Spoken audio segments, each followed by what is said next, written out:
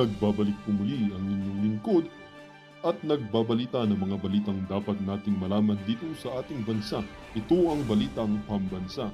Ating ngang matutunghayan sa channel nito kung ano ang nangyayari sa loob ng ating gobyerno at syempre tumutulong na rin sa ating mga mamamayan na malaman ang katotohanan dahil mayroon tayong karapatan na malaman ang tunay na nangyayari sa ating bansa.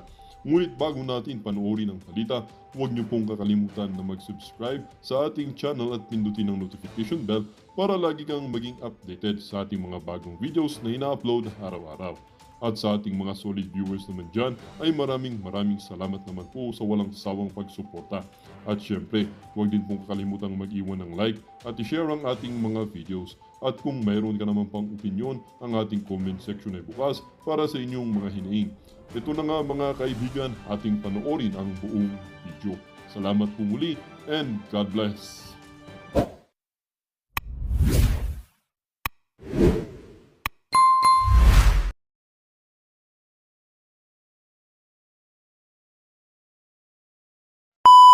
Video na ito kung gusto niyo pong mag-viral ito. At kung gusto niyo pong manalo ang PDP laban, i-share po ninyo ang video na ito. Tingnan po ninyo mga ka-reaction ha. Sa inyong ngiti at masiglang pagsalubong sa akin ay mukhang maligaya naman ang inyong araw ng puso. Kasalukuyan din kinakanan ang Golden Dubai Payroll ng 4,810 pesos bawat isa.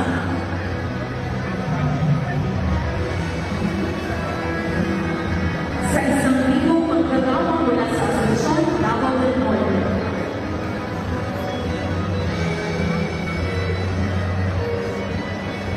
Muli mga kababayan, ang Pangulo ng Republika ng Pilipinas, His Excellency Ferdinand R. Marcos Jr.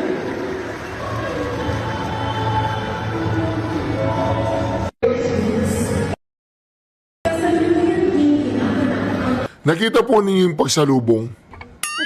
Ganyan po ba ang pagsalubong nila kay VP Sara Duterte? At pinagmamayabang pa ni Bobong Marcos ha. Bantagin mo Bobong Marcos, pinagbabayabang mo na mainit ang pagsalubong sa iyo ng mga tao. Ganyan ba ang itsura ng mainit na pagsalubong? Panoorin po ninyo. Sa inyong ngiti at masiglang pagsalubong sa akin ay mukhang maligaya naman. Masiglang pagsalubong sa iyo. Anong maligaya? Tingnan mo nga yung itsura ng mga tao nung nakita ka. Maligaya sila niyan. Ang inyong araw ng puso. Ayan po mga kareaksyon, wala man lang nagpapapicture, wala man lang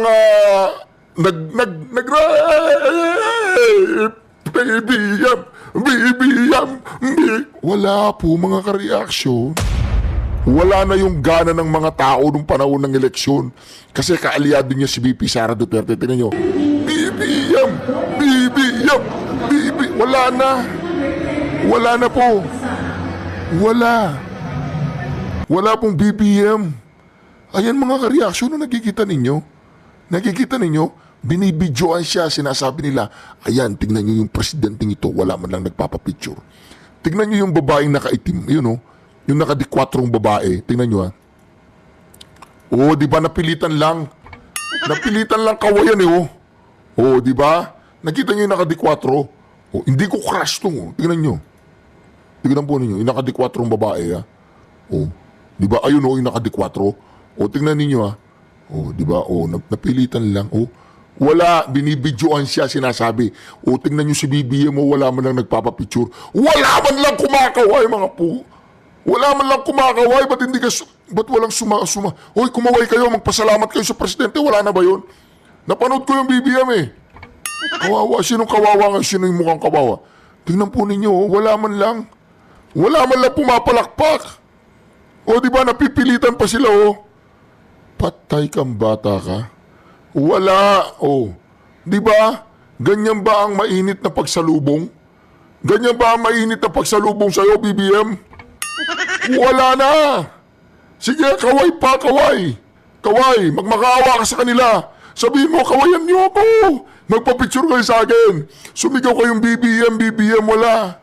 O, di ba, dapat pumunta dyan si VP Sara Duterte. Dapat pumunta siya dyan eh. Di ba dapat pumunta si VP Sara dyan eh. Wala oh, tingnan nyo. O wala oh. Wala po mga ka-reaction. Ayun o, wala. Di ba wala man na lumalapit? Ganun ba mga ka-reaction? Ganun bang pinagmamalaki mong kampanya, Bobong Marcos? Nakakahiya po, di ba? Nakakahiya yung ganung klaseng pagtanggap ng tao. Wala nang gana yung tao sa'yo. Wala nang respeto yung tao sa'yo. Hindi mo lang sila tumayo, pumapalakpak. Tatayo sila, papalakpak. BBM, narito po. Kasi sigaw sila, BBM, wala. Wala. Ang tanong ko, magkano ba yung perang natanggap ng mga yan? Ba't pumunta sila dyan? Halimbawa, kakalat mo dyan sa baryo ninyo, darating si President Marcos, sasabihin lang, may dala ba? Wala, walang bibigay. Huwag na tayong pumunta, walang bibigay. Pero pag dumating niya si VP Sara Duterte, walang tanong yan. Walang tanong. Tatakbo yung nanay mo, tahabulin ng tatay mo, halika rito, pati di mo tinapos yung labahan mo. Hindi. Parating si VP Sara Duterte, tatapon niya yung labahan niya, gano'n, takbo siya doon kung saan yung pag-meeting. Di ba? Tapos nag-iinuman yung magkakabarkada, sumigaw yung isa. Si Sara nandyan, takbuhan yan, iwanan nila yung inuman nila. Pero si BBM nag-iinuman. Di ba? Darating. Darating daw si Bobong Marcos diyan sa sa barangay hall. Kaya mo siya. Tagay natin. Wala yan. Di ba? Ganun po mga kareaksyon. Kaya naman dito, alam niyo po, talagang nararamdaman po ni Bobong Marcos.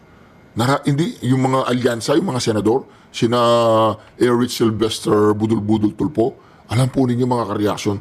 Halos isuka po nila si Bobong Marcos sa mga pinagsasabi niya. Kaya lang tama sa bayad. Kaya hindi tahimik lahat yung mga yan. Tito Soto, Ping Lacson, wala. Kinain nila, prinsipyo nila.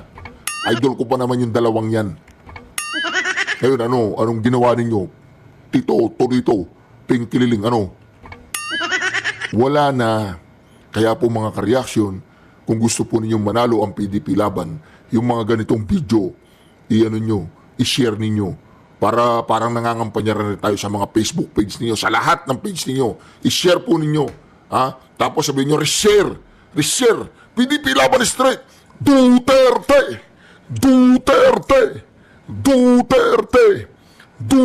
wala na, tapos na sila. Tapos na, yung mga team sinusuka. Tapos yung mga team na kumakain na suka, pero yung team suka, panlaban sa Peking Ginto, panlaban sa Taso, panalo, diretso yan mga kareaksyon. Panalo tayo. Share po ninyong video na ito. Alam niyo po, kuminsan nakikita natin yung ibang partido, hindi sila nagugulat sila, natatakot yata sila sa inyo. Dahil pagka nakita ang line-up ng alyansa, kung ano-ano na sinasabi, narinig lang natin ng isang araw. Wala daw pag-asa, siguro, dahil na wala silang pag-asa, kaya papatay na lang sila ng 15 na senador. Hoy, Bobong Marcos! Pag ikaw ang bumabanat, Pangulong Duterte, sumakay siya sa sinabi mo. Yung 15, nagreklamo si Bobong Marcos. Kung ano-ano na sinasabi, narinig lang natin ng isang araw. Wala daw pag-asa, siguro, dahil na wala silang pag-asa, kaya papatay na lang sila ng 15 na senador. Anak ka ng Sumakay ka talaga sa 15 senador? anak ka ng Pangulong Duterte, sumagot ka! Ngayon, marami kasi sila. Ano dapat ang gawin natin? Di, patayin natin yung mga senador ngayon para mabakante.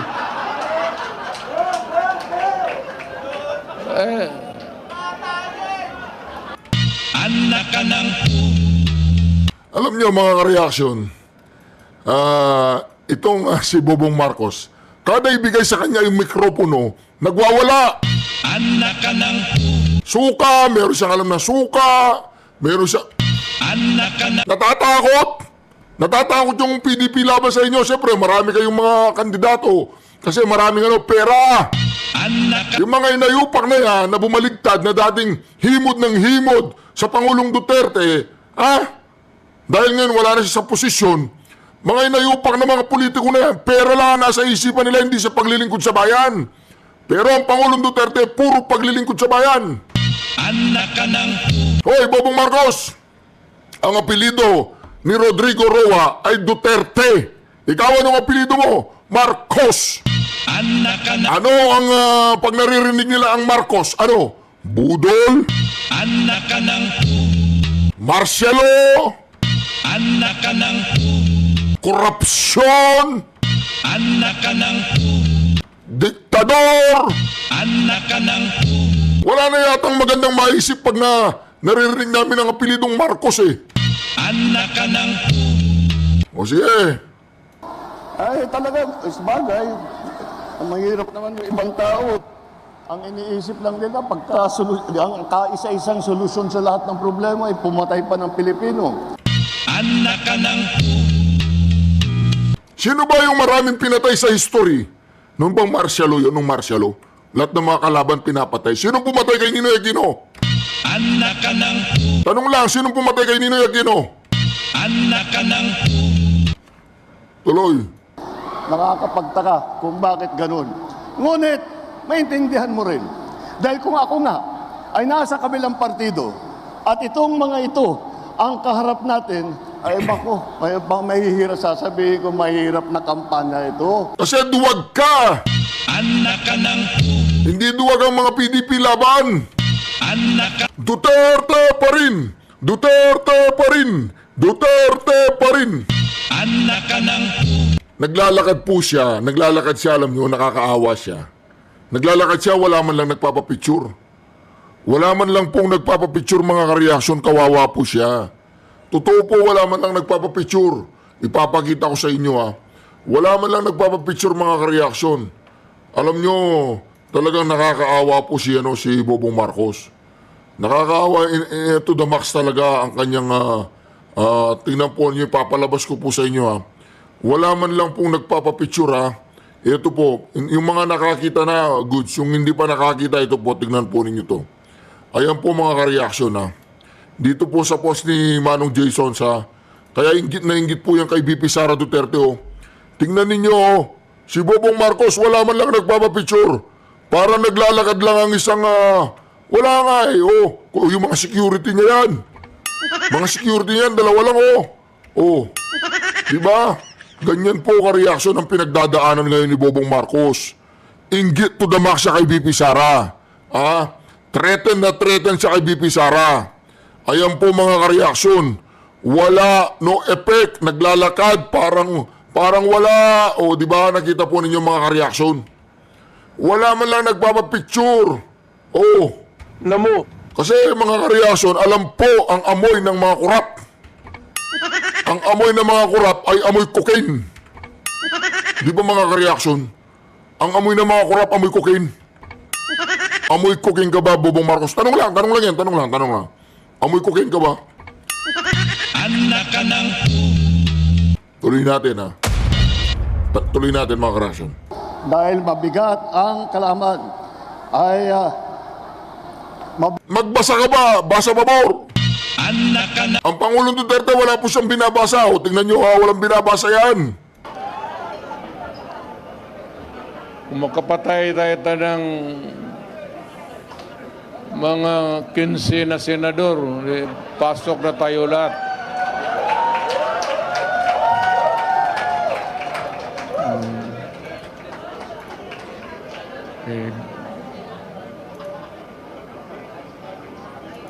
Pero kawawa naman.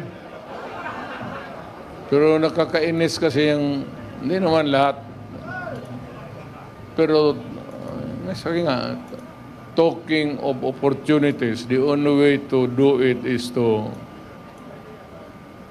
pasabugin na lang natin yung ano.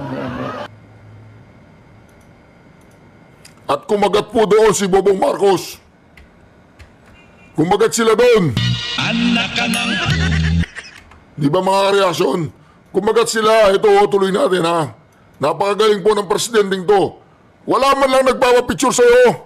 bigat ang kalaban dahil tignan yung una, kung tikilatisin natin sila ng isa't isa. Napakatingkad po ng mga record nila. Napakaganda ng kanilang mga naging performance sa kanilang iba't ibang inupuan na na mga posisyon sa pamahalaan. Kapag naman, kaya isa-isa sila magaling, pinagsama-sama pa natin silang lahat, ay talagang nakakagulat na ang kanilang tibay at lakas. Binagsama-sama mo dyan, nag-aaway-aaway naman yan sa puso't isip.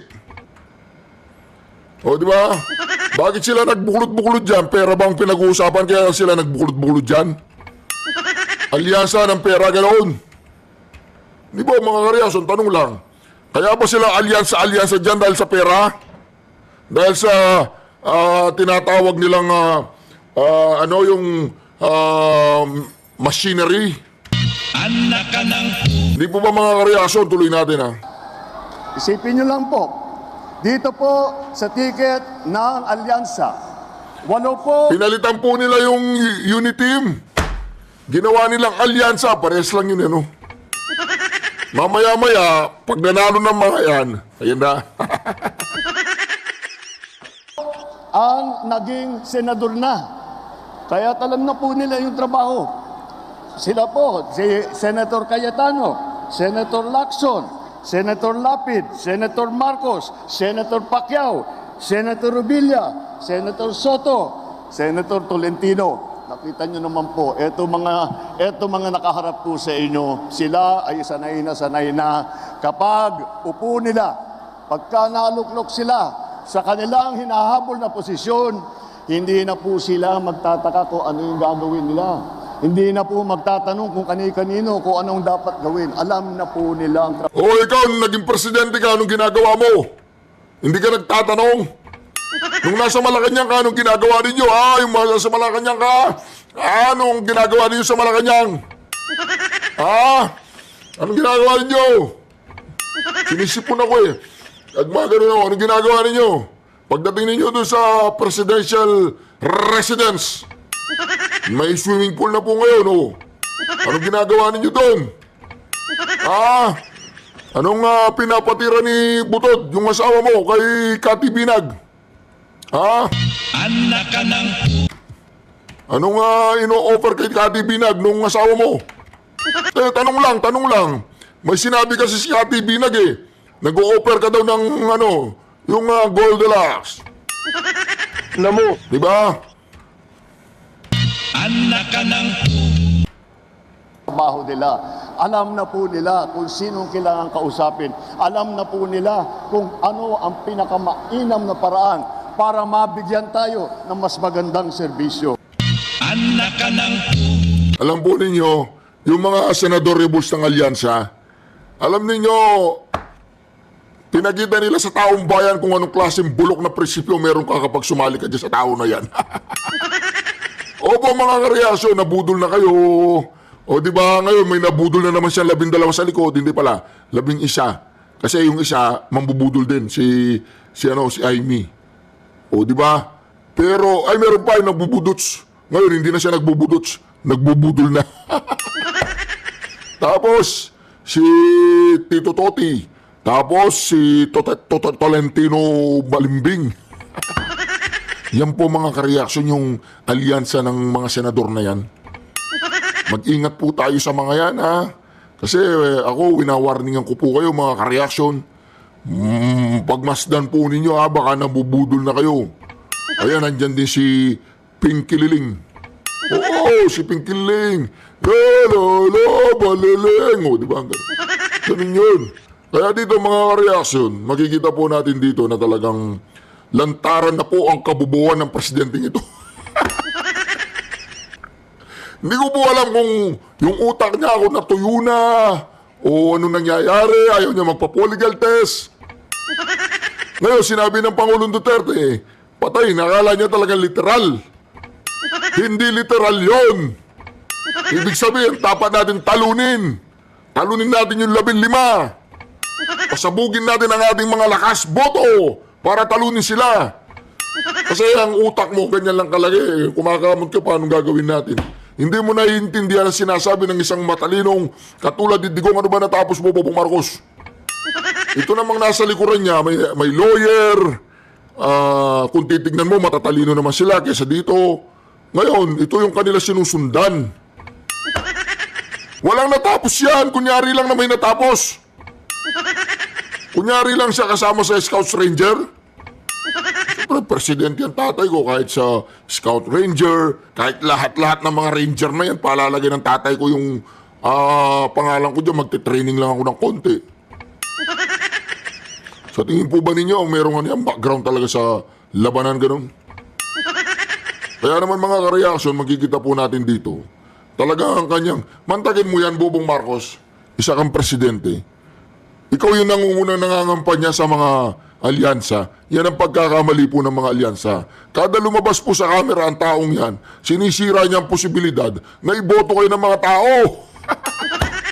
Di po ba? Duterte pa rin! Duterte pa rin! Duterte pa rin! Inggit na inggit po yan kay BP Sara Duterte. Kasi siya wala na. Wala nga ang nagpapapicture eh. Ang kulit naman ninyo, sabi ko nang wala nagpapapicture eh. Pag-igat ako sa inyo ha, walang nagpapapicture. Tingnan po ninyo mga ka-reaction ha, para maniwala po kayo sa akin na walang nagpapapicture. Ayan o. Tingnan po ninyo ha, walang nagpapapicture dyan. Tingnan natin ha. Ayan o. Ayan o. Nagkikita nyo? Hindi pa, di ba? Hindi pa nakalitaw yan o. Tignan po ninyo mga ka-reaction ha. Uulitin ko sa inyo. Naglalakad siya, parang naglalakad. Na wala man lang, wala lalapit. Walang, yung iba hindi man lang kumakamay, napipilitang kumaway. Walang kumakaway. Para kang, hindi presidente. Wala po, hindi man lang sila nagkakandara pa sa kanya. Kaya inggit na inggit po yan kay BP Sara Duterte. Di ba? Ano pa nasasabihin mo, Bobong Marcos? Namo. At bukod pa ron, at hindi po naman, at hindi lang naman sa Senado, marami po sa ating mga kandidato ay dumaan din sa mababang kapulungan o sa Kongreso, House of Representatives. Naging congressman po, Congressman Abalos. Naging congressman po, Congressman Binay.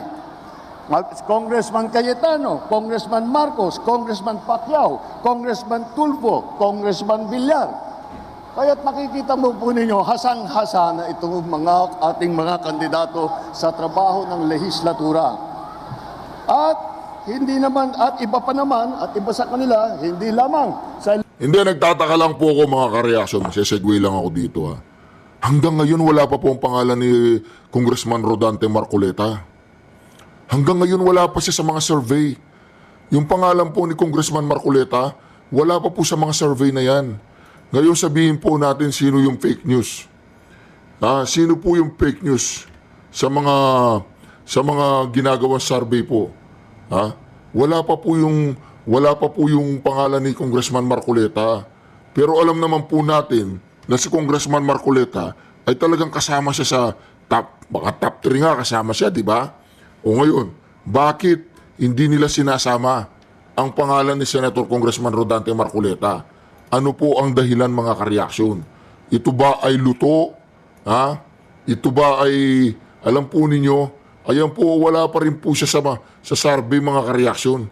Alam po ninyo, hanggang sa top 18, wala po ang pangalan ni Congressman Marcoleta.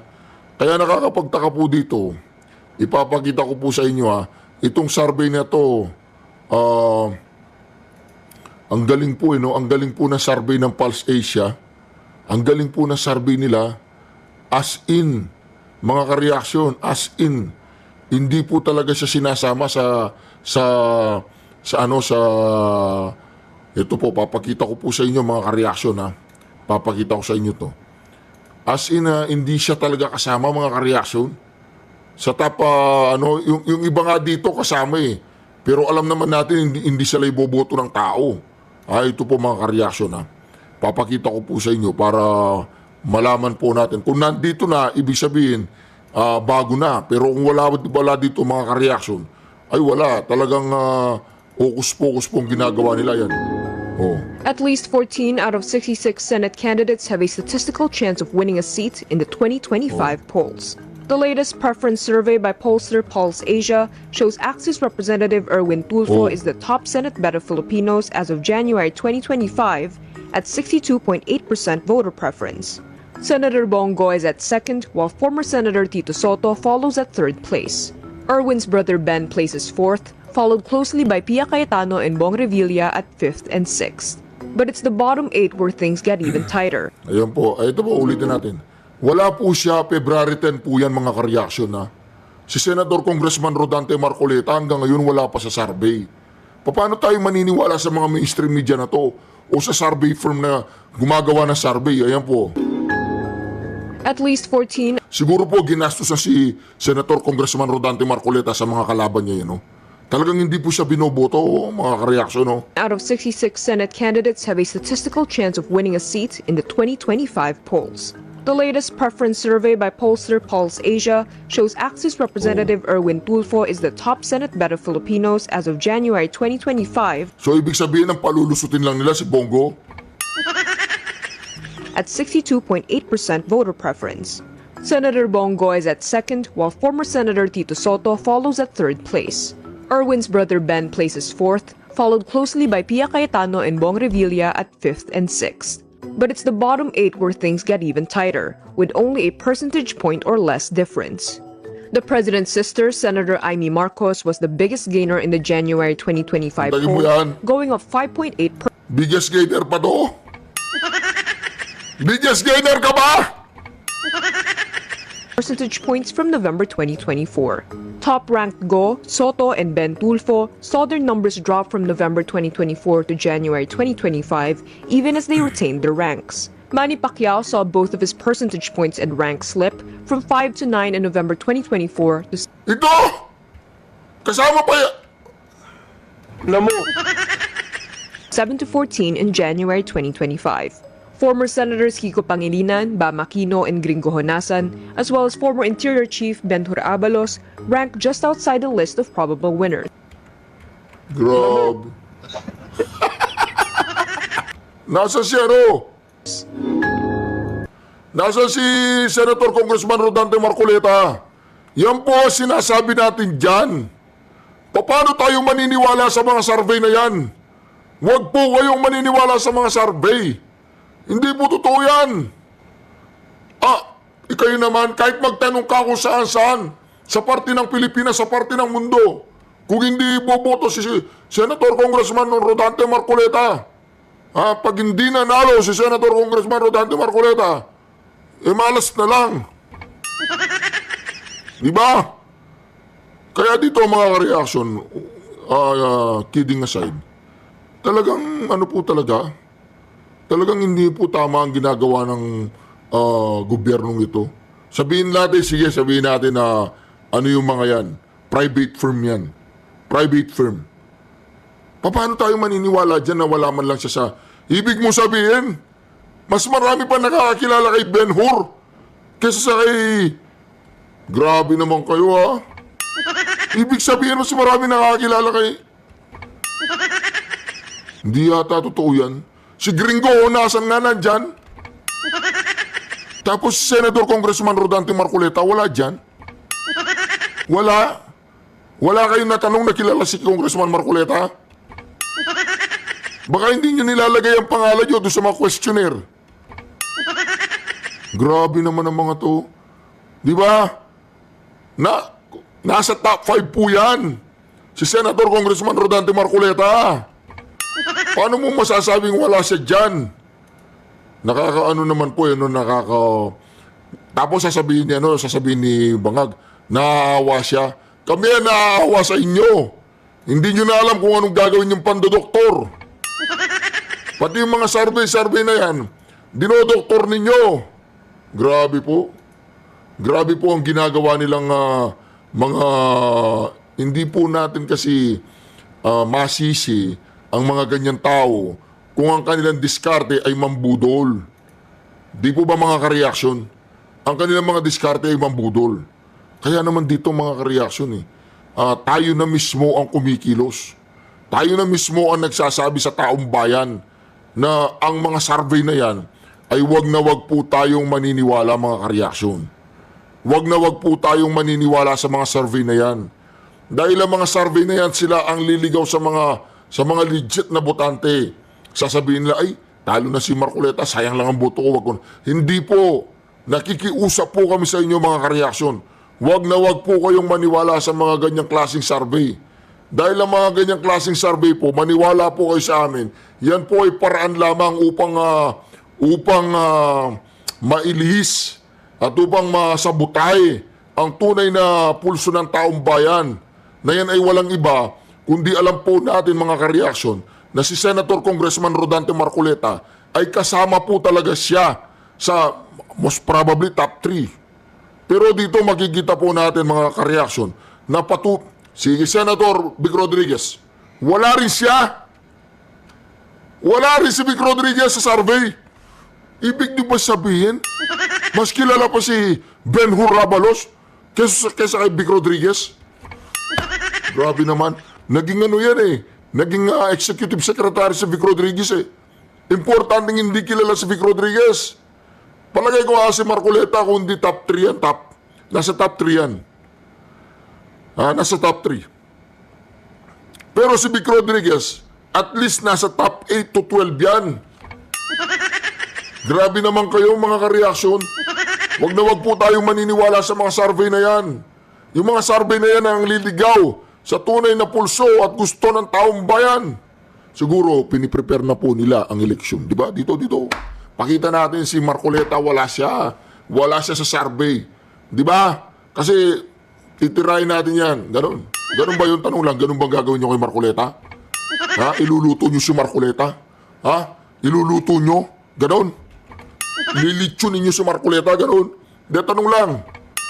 Pumilit. Yung mga ganitong survey, hindi ba natin sila tatanungin? Diba, hindi ba natin sila, mga survey, wag na kayong mag-survey kasi kung hindi naman totoong ginagawa ninyo.